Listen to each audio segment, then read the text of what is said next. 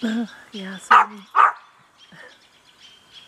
when you hear the birds chirping like that, usually that means there's an owl or sometimes a raven around. It's in the ravine, so something is down there. And yeah, I know, you noticed it, didn't you? Yeah.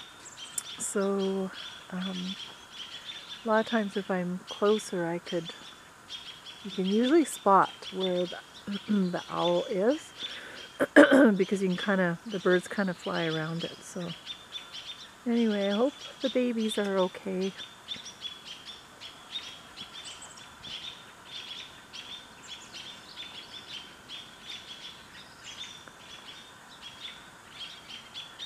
That's down in the ravine. I think there might be up in that cedar tree that's there.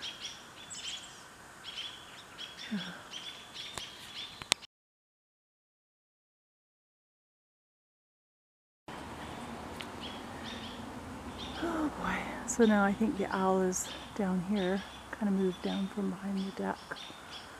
The robins are going chirping crazy. I can't see the owl. I've been looking, but I don't see it. A lot of times we can find it, but it's in there somewhere. Isn't it nice?